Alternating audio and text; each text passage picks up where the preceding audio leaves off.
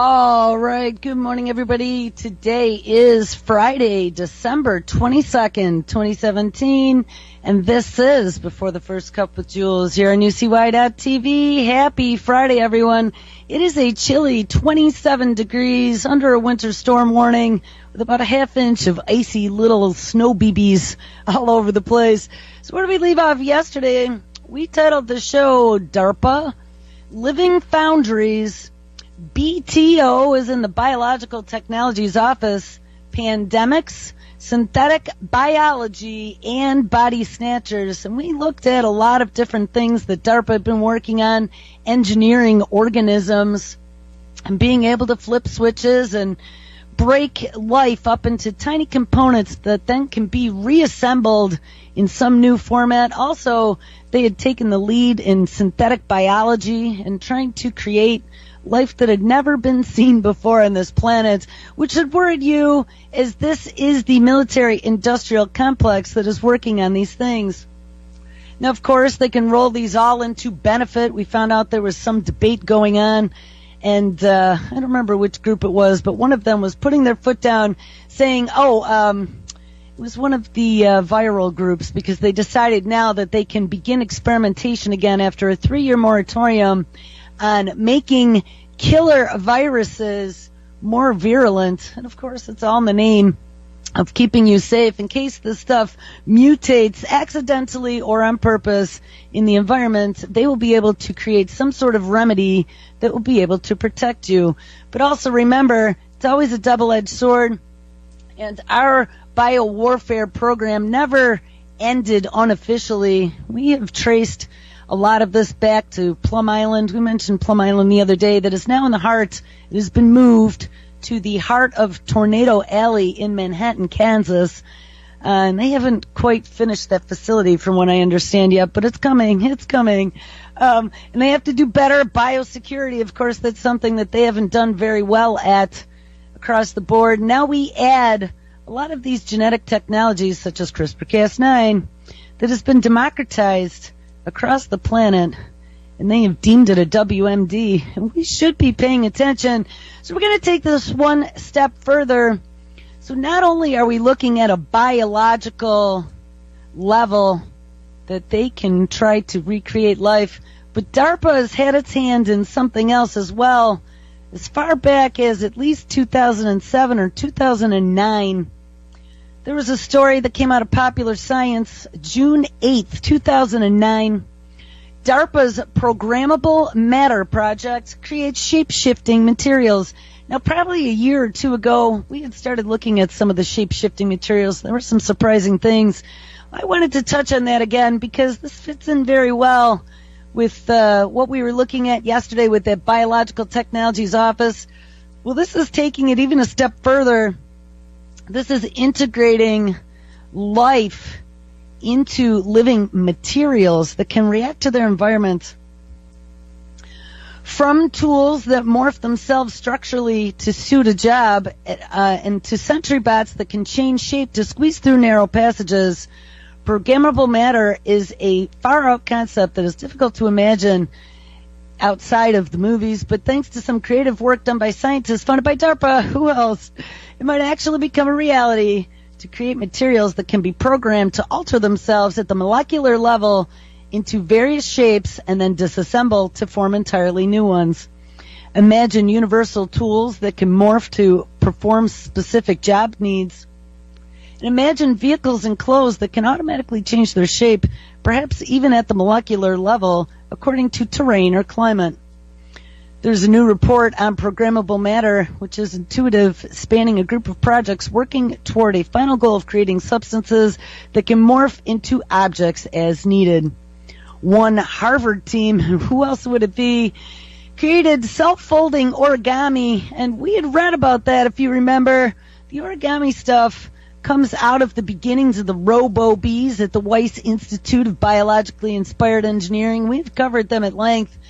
And they had created sheets of these little origami robots that were flat, and then just by a little electrical pulse of some kind, it caused the joints that were 3D printed into these origami sheets to start to heat up and bend, and the robots folded themselves into the structure and then flew away or something. It's pretty crazy, or started moving around.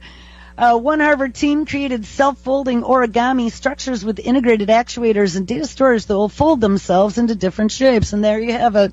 A team from MIT has even built tiny servo motors that can control the assembly of objects underwater or in space. Other teams have approached problems by mimicking DNA or protein synthesis and creating of objects, and the projects are early in their second stages of development. Remember, this was in 2009, ending sometime next spring, but by that time they are hoping to have a working model that can assemble into a few different solids. Once some of these ideas are realized and integrated into a working form, the possibilities are almost endless. Oh, get excited. Blurring the line between materials and mechanics, it may even result in new states of matter. Oh, great. Guys, this is like Cuckooville. I mean, I gotta tell you, as I read more and more, my mind really has a hard time grasping all of the implications as to where we are headed as a society. This is very frightening. One possibility are info liquids and info solids, materials that straddle the line between solids and liquids with information encoded into their chemistry. Another possibility is the creation of robots that can shift sizes and even states of matter to squeeze through narrow passages or around obstacles, or maybe even tiny enough to get into your bloodstream. I added that one, but it's coming. Wired magazine also points out theorizing models that can mimic shapes in real time, similar to holograms. So this could allow a replica of yourself to exist and move as you do somewhere else on the other side of the world. That'll probably be some next generation in the future avatar system. Forget Autobots and Decepticons. This is the real deal. So that's DARPA. So now let's look at programmable matter. According to Wikipedia, programmable matter has the ability to change physical properties, and that would be shape, density, moduli. So that would have to be maybe modularity. I don't know. What is moduli? Is the plural of, some sort of quantum theory, sometimes referred to as scalar fields. So it can change scalar fields. Conductivity and optical properties in a programmable fashion based upon user input or autonomous sensing. Oh, yes, we gotta love autonomous sensing, little living mini computers. Programmable matter is thus linked to the concept of a material which is inherently has the ability to perform information processing.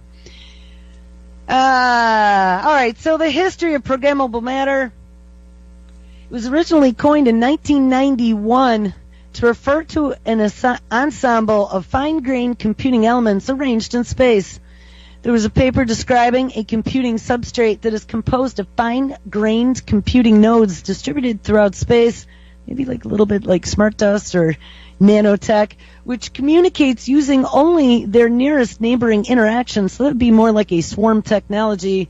And in this context, programmable matter refers to computing models similar to cellular automata and lattice gas automata. The architecture is an example of hardware realization of this model, and this function is also known as the digital referenced area in some forms of self-replicating machine science. Oh my God. Are we really talking about this? In the early 1990s, there was a significant amount of work in reconfigurable modular robotics with a philosophy similar to programmable matter. As semiconductor technology, nanotechnology, and self-replicating machine technology has advanced, the use of the term programmable matter has changed to reflect the fact that it is possible to build an ensemble of elements which can be programmed to change their physical properties in reality, not just in simulation. So this is real, guys. This programmable matter has come to mean, quote, any bulk substance which can be programmed to change its physical properties, unquote. In the summer of 1998, in a discussion on artificial atoms and programmable matter, William McCarthy and G. Snyder coined the term quantum wellstone to describe this hypothetical but plausible form of programmable matter. McCarthy has used this term in his fiction.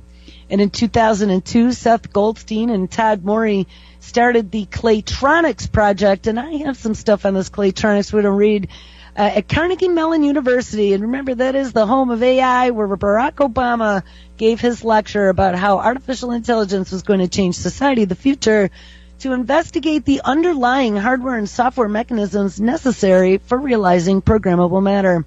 In 2004, the DARPA Information Science and Technology Group examined the potential of programmable matter, and this resulted in the 2005-2006 study, Realizing Programmable Matter, which laid out a multi-year program for research and development of it. And in 2007, programmable matter was the subject of a DARPA research solicitation and a subsequent program. And I don't know what that subsequent program is. So now let's see if we can find that Claytronics, because I think that's right here.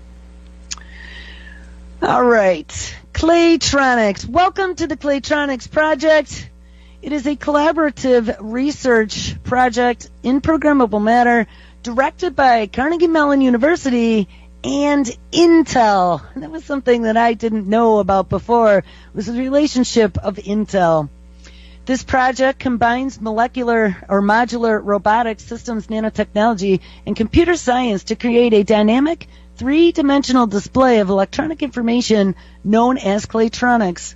Our goal is to give tangible, interactive forms to information so that a user's senses will experience digital environments as though they are indistinguishable from reality. Ding, ding, ding, ding, ding, ding, ding, ding, ding, ding. This has always been the key to make things indistinguishable from reality and to suck you fully into the matrix. I'm telling you guys, this is where they are taking us. The next thing will be the digital AI god, and then uploading yourselves to be forever trapped in the machine. Claytronics is taking place across rapidly advancing frontiers, and this technology will help drive breathtaking advances in the design and engineering of computing and hardware systems. Creating, as part of our focuses, our two main projects are creating the basic molecular building blocks of Claytronics, known as Claytronics atoms, or CTOMs, and designing and writing robust and reliable software programs that will manage the shaping of assembles of millions of catoms into dynamic three-dimensional forms. Realizing the vision of Claytronics through self-assembly of millions of C atoms in a synthetic reality will have a profound effect on the experience of the user of the electronic information. This promise of Claytronics technology has become possible because of an ever-increasing speed of computer processing predicted in Moore's Law, and this website will introduce you to the ideas that are driving Claytronics, the research team that's working to make it happen, and the hardware and software projects that enable the building of Claytronic ensembles.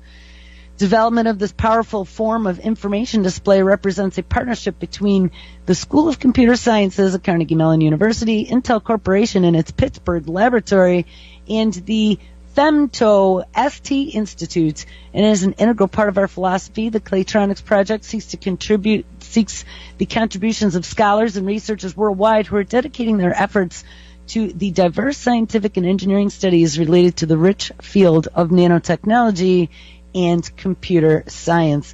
I mean, guys, this is crazy. This is going to be a brand new 3D reality interfacing for computing that can morph on the fly, real time, to turn into structures. All right, so now here's a story out of ScienceDaily.com.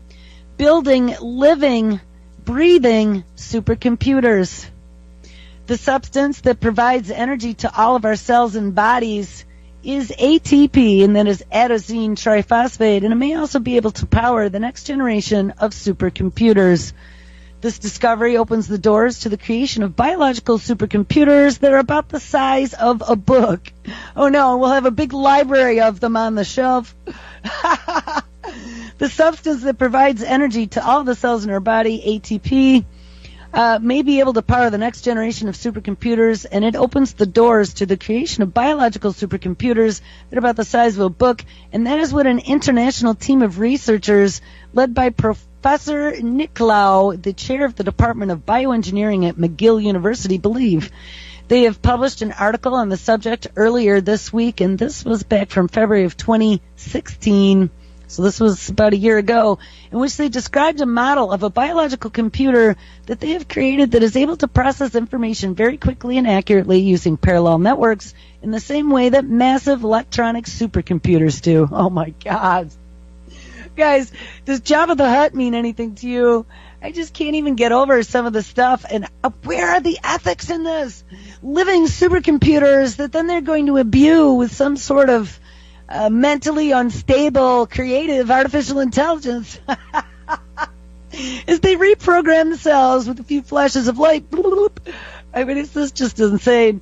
Except, so the only difference is that the model bio supercomputer that they have created is a whole lot smaller than current supercomputers, and it uses much less energy. It uses proteins present in all living cells to function, so we can become a power source of the future. We have managed to create a very complex network in a very small area, says Dan Nicolau, with a laugh, probably diabolical laughter. And he began working on the idea with his son, Dan Jr., more than a decade ago, and then was joined by colleagues from Germany, Sweden, and the Netherlands some 7 years ago. This started as an envelope idea after too much rum, I think. With drawings of what looked like small worms exploring mazes. Oh, well, that's not and rotting flesh. I'm sorry, guys, but this is just too much. The model bio supercomputer that Nicolau's father and son and their colleagues have created came about thanks to a combination of geometrical modeling and engineering know-how on the nanoscale. It is a first step in showing that this kind of biological supercomputer could actually work.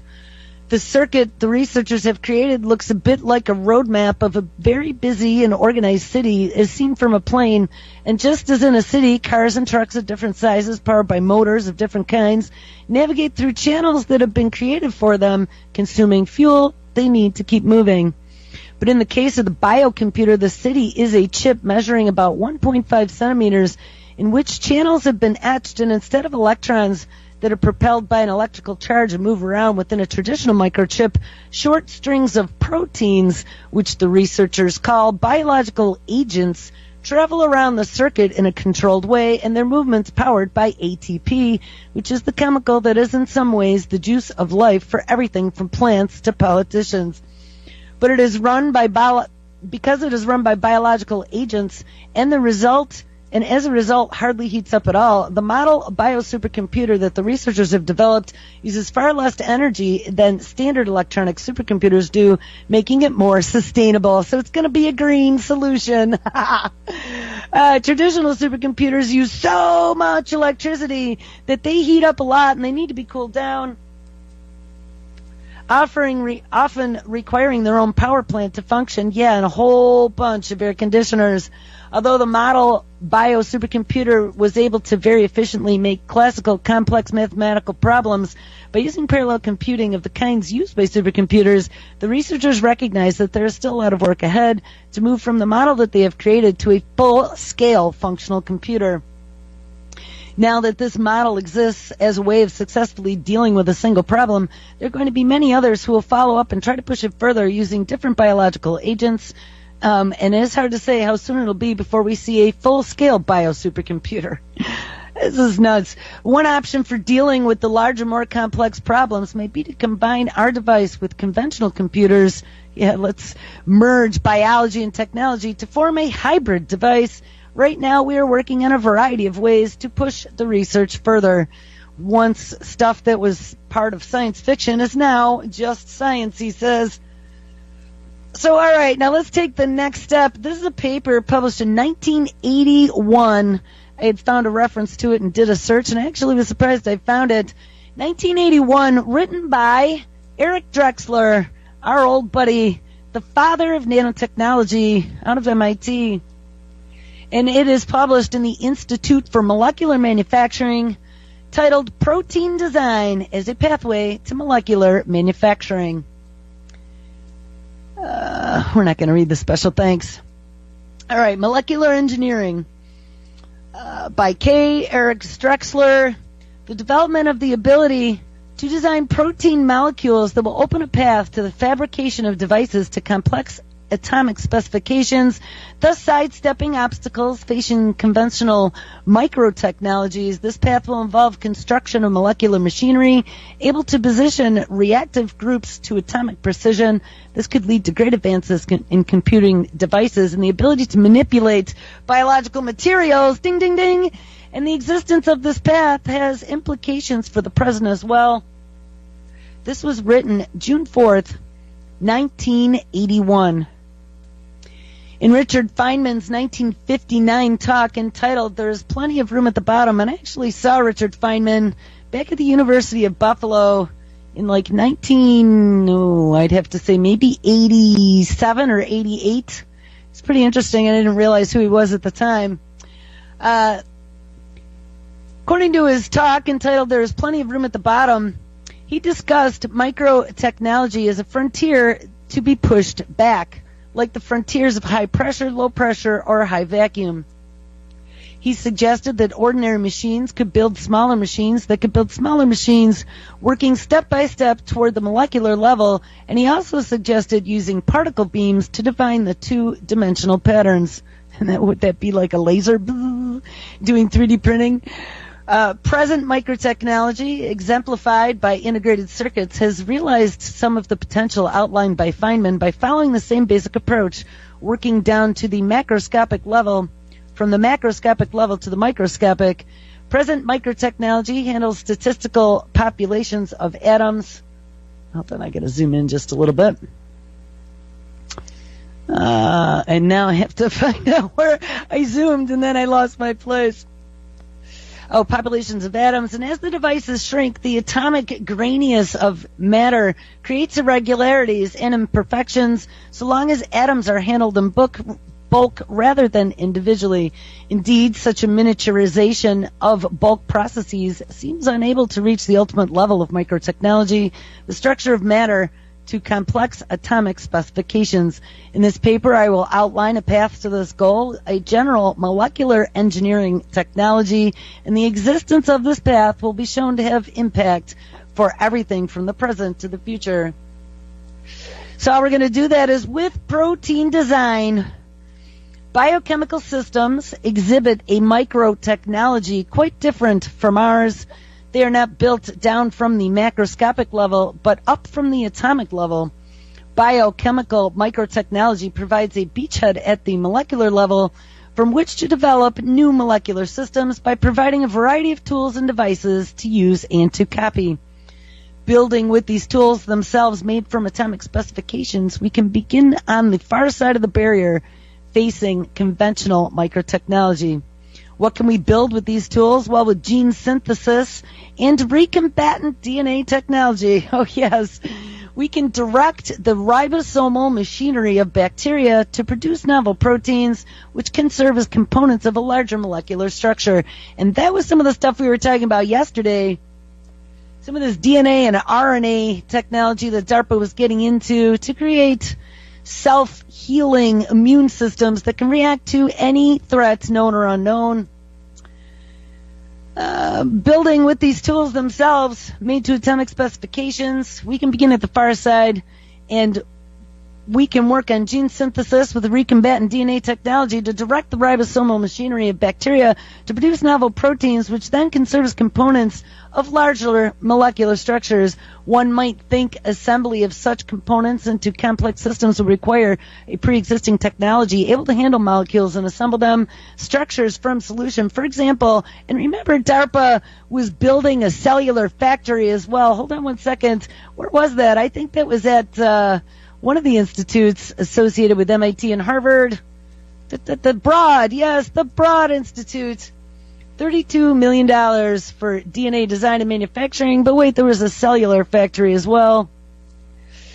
$30 million to jumpstart cellular factories. Now, where was this one? DARPA and their living foundries. Oh, and Ameris. That was that synthetic biology company. So anyway, at present, the design of protein systems as complex as ribosomes seems to be an awesome task, but remember that was in 1981. Not anymore there, buddy. Indeed, chemists cannot yet yield three-dimensional conformations of a natural protein from its amino acid sequence, an ability that might seem requisite to the design of new proteins. But that was the new frontier coming in medicine we had read a while back. Two considerations suggest that this obstacle is surmountable. First, the continuing improvement in protein science, and second, the difference between natural science and design engineering. But remember, they've been merged now with DARPA's BTO.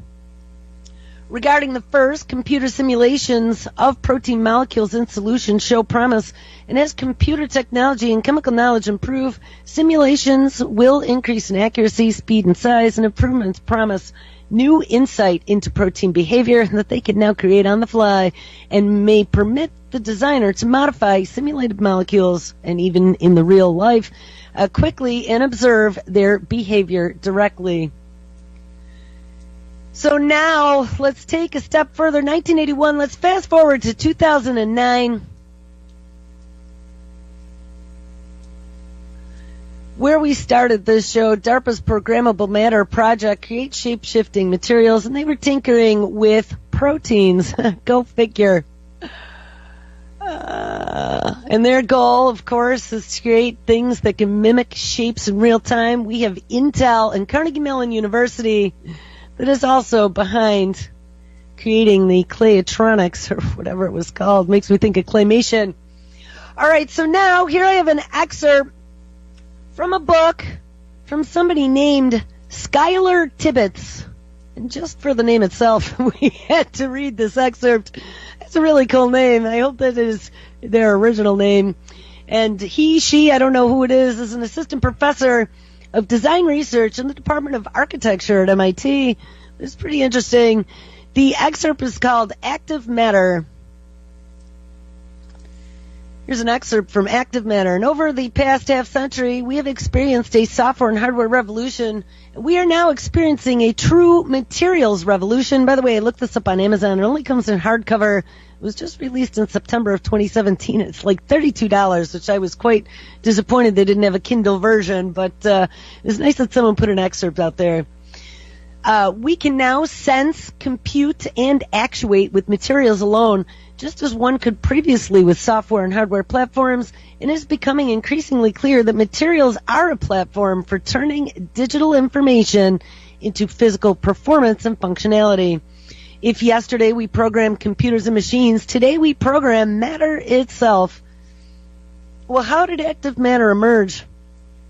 We go back to the history of computing with Ada Lovelace, Charles Babbage, and even the Jacquard loom as the implementation of mechanical computing for industrial production with a true material output. Or we perhaps could emphasize Turing, von Neumann, and other incredibly important figures in computing, but it seems to make more sense to start at the beginning of the quote-unquote digital age and how it relates to the physical. In 1937, Claude Shannon produced what has been described as one of the most influential master's theses of all time. I never read this one. Maybe I should look it up. In which he introduced the concept of Boolean logic for relays, digital logic eventually becoming the foundation of digital communication electronics and information theory. Since the subsequent invention of the transistor in 1947. Remember, these dates in this timeline, we realized looking at Bell Labs that a lot of this technology that we thought was much further down the timeline actually started being developed way in the early days, when we didn't even realize that they had electronic capabilities. And these are included 1937, 1947. We found out Bell Labs was even working on stuff back in the 20s and were very involved with the federal government when they got taken over as part of the Postal Administration at the end of the war for doing encrypted communications to troops and things of that nature. So don't be surprised if you realize that it's been around a lot longer than you assumed. Claude Shannon produced what has been described as the most influential master's thesis of all time, in which he introduced the concept of Boolean logic for relays, digital logic, and eventually becoming the foundation of digital communications, electronics, and information theory. And since the subsequent invention of the transistor in 1947, which has a strikingly material and low-tech physical appearance, has been seen has seen rapid developments in software and hardware technologies that have introduced unprecedented changes across every discipline and every industry and made digital computing ubiquitous in our everyday lives to suck us into the machine. From Ivan Sutherland's first computer-aided design tools, which would be CAD in 1963, to the first computer numerically controlled machines demonstrated by MIT's Servo Mechanism Laboratory in 1952, to the more contemporary software and fabrication platforms. This is very long-winded. We have become able to design, analyze, and physically fabricate in ways that were previously unimaginable. I'd have to agree with them up until this point. These new capabilities for computational design and fabrication have sparked a renaissance in development of materials and performance, but you haven't seen anything yet. And as we have seen, this boom in material capabilities is visible in recent developments across many disciplines. The life sciences are making rapid advancements with DNA sequencing and synthesis, genetic modification tools such as CRISPR, as well as DNA computing, microbiome research, developments in tissue engineering, and the growing field of synthetic biology. Every single one of those topics is worthy of a show. New biomaterials, synthetic biofunctionality, DNA self-assembling, drug delivery mechanisms, and bioprinting are just a few of the recent capabilities to emerge, and material science is similarly experiencing its own bustle of activity. From the discovery of graphene in 2010 to carbon nanotubules, directed self-assembly for material formation, granular jammable matter, invisibility, cloaking, and a great deal more. At the macro scale, we are also seeing similar shifts. Some of the recent large-scale advances include multi-material printing with metallic, ceramic, glass, rubber, foam, printable electronics. Really? Metal, ceramic, glass, rubber, and foam printable electronics. 4D printing to customizable smart materials. Reversible concrete-like structures with granular jamming, and even building scale automated fabrication, printable wood, programmable carbon fiber, active textiles, and many others. Wow, this is just flooring me. And as new computational and digital fabrication processes are emerging, novel material capabilities have become available. In 2007, the Defense Advanced Research Project Agency, more affectionately known as DARPA, initiated a program called Programmable Matter. Programmable matter is generally understood as materials that have the ability to perform information processing, much like digital electronics. And the DARPA program included researchers from many universities and disciplines, many of whom are included in this book. And with a few exceptions, the researchers fell under the category of reconfigurable micro-robotics or modular robotics. Researchers developed smaller and smaller scale robotic modules with embedded electronics, powers, actuating sensors, and communication that would enable a variety of physical transformations and other behaviors. And in somewhat a traditional DARPA fashion, the program was way ahead of its time. Yeah, the vision was clear, but the implementation at the point was far from the dream of programming matter into an elegantly and seamless way. Small robots became the stand-in for matter, but they were just materials. They were accumulations of software and hardware devices. The sum was perhaps not yet more than its parts, and however, the vision of programmable matter laid the groundwork for today's active matter. Since this program, a number of developments in material science, synthetic biology, and other domains have rapidly emerged that I believe have enabled a realization of programmable matter and more. Oh, it's here, people. Now, materials can not only be programmed to compute, but they can physically transform and actively assemble into larger aggregations. These materials aren't modules that have chips or computers or batteries in them like their predecessors. These new materials are purely material. And in this sense, active matter is more than just programming matter. It is about combining programmability, transformation, and adaptation, as well as assembly. Active matter is all about matter that is literally active. One might ask, how does active matter relate to smart materials? And as an analogy, the history of computing, we have transformed the first calculators and single-function computers into today's general-purpose programmable machines. Smart materials or smart shape memory materials also have the ability to change their property in a predetermined manner, and however, active matter goes beyond today's smart materials and are only available in predetermined shapes, properties, and niche applications. Although smart materials and active matter both transform based on external input, active matter offers the freedom to design and create customized materials with unique functionalities to sense, actuate, assemble, or compute. Active matter makes it possible to make any matter a smart material. If we think about it, matter has always been active, at least at the molecular level, yet our relationship to matter has traditionally been passive. And at most, we have simply guided the growth and the behavior of natural materials like bacteria, living cells, crystals, or wood. Or conversely, we have produced... Who keeps sending me messages? Stop it. Or conversely, we have produced synthetic materials, blah, blah, blah, blah, blah. All right, I'm going to skip over this. And we're going to go to the next level of self-adapting materials. And that would be something that is called gray goo. Eric Drexler was the first one to mention it in his book out of 1986 called The Engines of Creation. And he now regrets using that term because people use it as a fair term. But I think we should be paying attention. Gray goo is a hypothetical end-of-the-world scenario involving molecular nanotechnology in which out-of-control, self-replicating robots that are really tiny consume all of the biomass on Earth, like the ATP we were just looking at, like some of that stuff they were working on requires, while building more of themselves, a scenario that has been called ecophagy. The original idea assumed that machines were designed to have this capability, while popularizations have assumed that machines might somehow gain this capability by accident, or maybe on purpose by some of the labs. Self-replicating machines of the macroscopic variety were originally described by mathematician John von Neumann and are sometimes referred to as von Neumann machines or clanking replicators. And remember, we were just reading an excerpt out of that book, and we were reading an excerpt out of a paper that Eric Drexler published in 1981, and they mentioned John von Neumann. The term gray goo was coined by nanotechnology pioneer Eric Drexler in his 1986 book, Engines of Creation, and in 2004 he stated, "I wish I had never used the term gray goo." Whoops. Well, it just gives you a good illustration. Engines of Creation mentions gray goo in 2 paragraphs and a note, while the popularized idea of gray goo was first publicized in a mass circulation magazine called Omni. Remember that one? In November of 1986.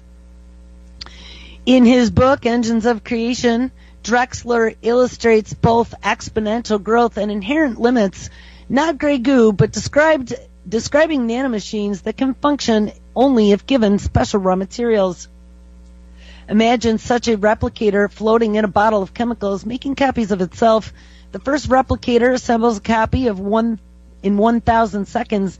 2 replicators then build 2 more in the next 1,000 seconds, and then 4 replicators build another 4 in the next 1,000 seconds. And at the end of 10 hours, there are not 36 new replicators, but there are over 68 billion, with a B, of them. And in less than a day, they would weigh a ton. And in less than 2 days, they would outweigh the Earth, and in another 4 hours, they would exceed the mass of the Sun and all of the planets combined, and if the bottle of chemicals had not run dry long before that. Oh, yeah, it's going to consume the solar system. I mean, guys, this is really nuts. According to Drexler, who was the father of nanotechnology, the term was popularized by an article from Omni magazine, which also popularized the term nanotechnology in that same issue. I read about it in Scientific American. Drexler says that arms control is a far greater issue than gray goo nanobugs. But then in a History Channel broadcast, a contrasting idea, a kind of gray goo, is referring to a futuristic doomsday scenario.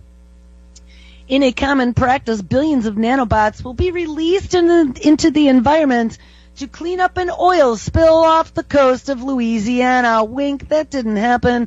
However, due to a programming error, the nanobots devour all of the carbon-based objects instead of just the hydrocarbons in the oil. Oh, whoops! The nanobots destroy everything, all the while replicating themselves, and within days, the entire planet is turned to dust. That's like the 21st century version of, what was the book, the radio broadcast? Didn't H.G. Wells do that, where they had read about the aliens coming to take over Earth? So anyway, Drexler describes gray goo in Chapter 11 of Engines of Creation. Early assembler-based replicators could beat the most advanced modern organisms. Plants with leaves, no more efficient than today's solar cells, could outcompete real plants. So they would be plants with leaves using solar cells made out of nanomaterials, could outcompete real plants, crowding out the biosphere with an inedible foliage. And that's a thought as well. If you remember, if they apply AI to this stuff, we found that when artificial intelligence was pitted against another artificial intelligence in a simulated environment, and they were competing for resources, whether it be food or prizes or whatever, they tended to get aggressive. Well, what is going to happen when these nanomachines have been released into our environment? They use some sort of bioavailable fuel source, whether it be ATP from cellular energy or solar energy or whatever, and they are going to be competing with biological organisms to fuel themselves. There is that rule, and right at this moment I'm forgetting it, whatever it's called, when you're faced, any organism, when it is faced with death, will do anything to try to prevent that death at the very last moment. It's called self-preservation. That is I don't know if that's a DNA type thing or whatever. It's a survival mechanism that much life replicates. So I would not put it past synthetic life. Drexler notes that the genomic growth made possible by self-replication is inherently limited by the availability of, suitable raw materials. Right. When it runs out of carbon, it'll be done. Drexler uses the term gray goo not to indicate color or texture, but to emphasize the difference between superiority in terms of human values and superiority in terms of competitive success. Though the masses of uncontrolled replicators need not be gray or gooey, the term gray goo emphasizes that replicators are able to obliterate life.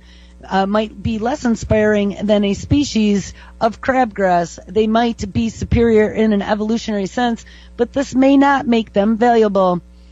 Bill Joy, ding ding, one of the founders of Sun Microsystems, discussed some of the problems with pursuing this technology in his now famous 2000 article in Wired Magazine, which we've read a few times on this show, titled Why the Future Doesn't Need Us. And in direct response to Joy's concerns, the first quantitative technical analysis of the ecophagy scenario was published in 2000 by nanomedicine pioneer Robert Freitas. We've heard interviews by him as well. And Bill Joy was also the one that talked about Ted Kaczynski in his article in Wired Magazine called Why the Future Doesn't Need Us. If you haven't read it, definitely search that one and look it up. Drexler more recently conceded that there is no need to build anything that even resembles runaway replicators. Well, good thing now after he released that whole idea and concept to the world and DARPA went running full steam ahead into programmable matter, good thing he comes out now more recently and says, we don't need to build that. That wasn't such a good idea. This would avoid the problem entirely, he says, and in a paper in the journal Nanotechnology, he argues that self-replicating machines are needlessly complex and inefficient. In his 1992 technical book on advanced nanotechnologies called Nanosystems, Molecular Machinery, Manufacturing, and Computation, he describes a manufacturing process that is capable of a desktop-scale factory with specialized machines in fixed locations and conveyor belts to move parts from place to place. None of these measures would prevent a party from creating a weaponized gray goo were such a thing possible. Well, good. And I'm sure it is possible. Prince Charles, if you can even believe it, called upon the British Royal Society to investigate the enormous environmental and social risks of nanotechnology in a planned report leading to much media commentary on gray goo. Even CNN did a piece on it. The Royal Society's report on nanoscience was released on July 29, 2004, and declared the possibility of self-replicating machines to lie too far into the future to be of concern. Of course he did. They told him, shh, go back to sleep. More recent analyses in the paper titled Safe Exponential Manufacturing from the Institute of Physics, which was a co-writer, Eric Drexler, as well as other people, show that the dangers of gray goo is far less likely than they originally thought. However, over other long-term major risks to society and to the environment from nanotechnologies has been identified. Drexler has made a somewhat public effort to retract his gray goo hypothesis in an effort to focus the debate more on realistic threats and, get you not to pay attention to what's in our not-too-distant future with knowledge-enabled nanoterrorism and other misuses possible. In the Safe Exponential Manufacturing, which was published in 2004, it was suggested that creating manufacturing systems with the ability to self-replicate by the use of their own energy sources would not be needed, and the Foresight Institute also recommended embedding controls into molecular machines. These controls would be able to prevent anyone from purposely abusing nanotechnology, therefore avoiding the gray goo scenario. Well, phew, they have a plan. And now the ethics and the chaos. Gray goo is useful constructs for considering low probability, high impact outcomes for emerging technologies. Yeah, low probability. Make sure you keep telling us that. Thus, it is a useful tool for the ethics of technology. Daniel A. Valero applied it as a worst-case scenario thought experiment for technologies contemplating possible risks from advanced technologies, and this requiring that a decision tree or an event tree include an extremely low probability event. If such events may have an extremely negative or irreversible consequence, and I would say so, an i.e. application of the precautionary principle. Diane Irving admonishes that any error in science will have a rippling effect to the future, and Valero adapted this reference to chaos theory to emerging technologies wherein slight permutations of initial conditions can lead to huge, unforeseen, and profoundly negative downstream effects for which the technologists and the new technologies proponents must be held accountable. And I would second that opinion. All right, so where do we go from here? Well, I want to take a break for a second because I didn't find an appropriate place to interject for a moment. But yesterday, I received not one but two comments on YouTube that had mentioned music in one way or another. Music on a video that my channel had uploaded to YouTube. One was about my intro bumper, and one was about music filler that I'd put at the end of an interview. And I want to take a second to kind of explain to you guys one of the reasons why there is music either at the beginning or at the end of a video. There's a fast forward button, by the way, but there is a good reason for it.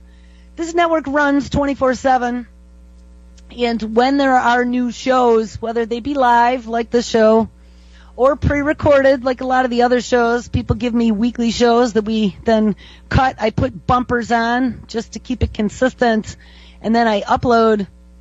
When people go live, remember there is still the issue of dealing with Skype and trying to log in and not have technical problems, and sometimes there are a bunch of live shows that all happen in a sequence, and sometimes people have guests and Skype gives them trouble. So the bumpers originally were to give the live shows the ability to get on air without having dead air. But on my back end, I have things automated and running on a schedule, so when a show goes live, when things start playing, the archiving feature starts recording, which starts at the beginning of the hour when the music starts, and it becomes part of the end result that you see on YouTube, which is all done automatically. So I don't go in and edit or cut things out or anything. So that's why the intro music is there. But you also got to realize that when people have done a show for a long enough time, like 6 years here, it becomes almost Pavlovian. I have to say, every morning I honestly don't feel like doing this some days. But it becomes Pavlovian. When I hear that music fire up, it's like the do or die moment when you're like, oh, there's no backing out now. And you have to face the piper and get yourself ready, but you get into the music. So when the music ends, you know you better start talking. So it's kind of a motivator for me, kind of like putting putting the heat to the feet to get me going. But when we put it on pre-recorded shows, it's just to kind of give it some personality and to make it consistent with everything else. And if I put it at the end of the show, that means that the hosts themselves did not provide me with a full 57 minutes of content. And so when I put it into my broadcasting and it was being archived while it was running live or whatever, real time being streamed, I needed something to fill the end of my hour. So that's what it recorded. So, okay, right turn. Now we're going to make a left turn back to where we were. So this is out of a publication called AllAboutCircus.com. This is May 1st, 2016. Is programmable matter actually coming soon? Well, there are all kinds of speculations and supposed breakthroughs in the field of programmable matter, but how close are we really? Well, whether it is the T-1000 robot from Terminator 2, the Autobots and the Decepticons, or the awesome 3D pinboard map from the X-Men movie, they are probably seen some version of programmable matter. And the term programmable matter was first coined in 1991 and has been a fascinating concept ever since. I would say actually 1981 in that paper we had read by Eric Drexler. The eventual goal is to have macroscopic machines that can rearrange their grouping and allow them to take any form of our choosing. And back in 2010, famed physicist, good old Michio Kaku, spoke about the technology's potential in his interview with Big Think.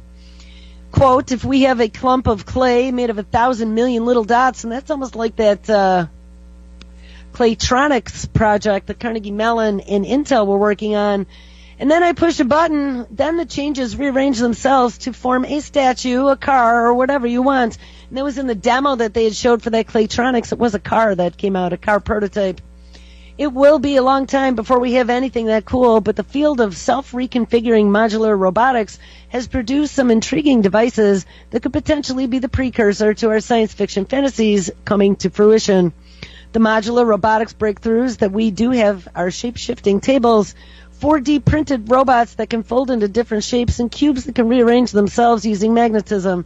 And if any of these technologies or a combination of them can be scaled down successfully, we might just get to see microscopic programmable matter in our lifetime. The Tangible Media Group, as part of the MIT Media Lab, recently unveiled the latest version of Transform at the TEDx CERN conference. Transform is the form of a dynamic furniture that can turn digital information into three-dimensional shapes. It also responds to hand gestures in real time with cameras and sensors. The device consists of 900 pins that move up and down, similar to pin art toys that many of us had as children. I didn't.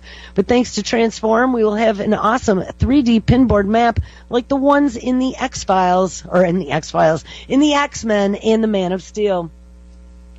The device is currently limited by its size, to its size by the pins that are able to move up and down. I could see several potential applications for this technology scaling up in size.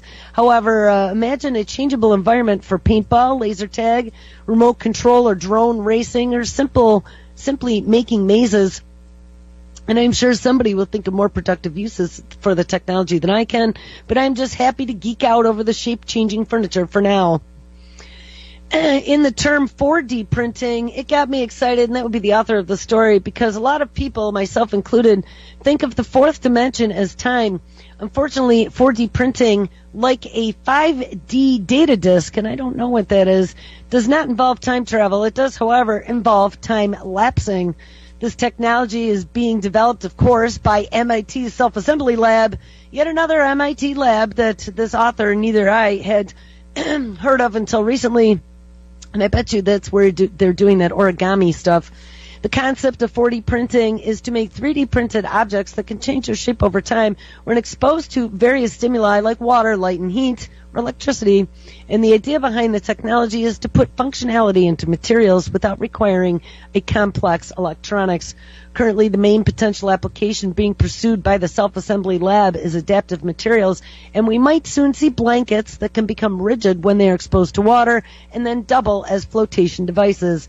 Or perhaps tents that put themselves up after being removed from their bag. We might even be lucky enough to see capes that become rigid when exposed to electrical current, like Batman someday. And although, judging by the amount of time it has taken these materials to fold themselves in MIT videos, I won't be holding my breath right away. And if the technology can be scaled down and the reaction time sped up, the potential applications for 4D printing could be near limitless. Yeah, right. Think of it on a quantum scale, guys. We can go from zeros and ones to zeros and ones simultaneously to be able to interact with flashes of light or something, and then use that 3D origami to unfold and fold themselves in different shapes on the fly. I don't know. They could do a lot of crazy things. And if you can watch these self-folding materials fold themselves with the speed increased at 75 times in the video below, you'll see what I mean. And there is a video embedded in this article, and I will include this in the notes. So self-assembling modular cubes, again, back in 2011, John Romashin, then a senior at MIT, yes, MIT again, proposed a design for a modular robot that could rearrange itself called M-Blocks. 2 years later, Romashin and a team of researchers developed a successful prototype. The M-Blocks are cubes that have no moving parts on the outside. The cubes move around using flywheels inside of them, which allows them to hop around using angular momentum. Then there are magnets on each side of the cube that allow them to stick together in various formations. And Kyle Gilpin, a member of the team that developed the M-Blocks, described how they moved in an interview with MIT's news office. Quote, there was a point in time when the cube was essentially flying through the air, and you were depending on the magnets to bring it into alignment when it lands. Romashin's team plans to upgrade these modules to be specialized to contain things such as cameras, sensors, or lights. And then the eventual goal is to have M-Blocks repairing things in hard-to-reach places, as well as quickly building structures to eliminate the need for scaffolding. They are currently working towards programming these cubes to assemble into small structures like furniture. And they also hope to scale them down in the future to a molecular level, which would have near limitless applications. So leave it all to MIT. They are compared to tiny M-Blocks to the T-1000 in Terminator 2, and much to the author's pleasure. Romashin's team has a lot of work ahead of them, mainly in perfecting algorithms for the cubes to behave autonomously to make more advanced structures, and the cube-scale M-Blocks are closer to science fiction than reality at this point, but the foundation has been laid for their arrival in the future. You can learn more about M-Blocks and watch them flip around in the video below. Since all of these technologies were developed at MIT, I would imagine that their designers have collaborated in some capacity. And now the biggest hurdle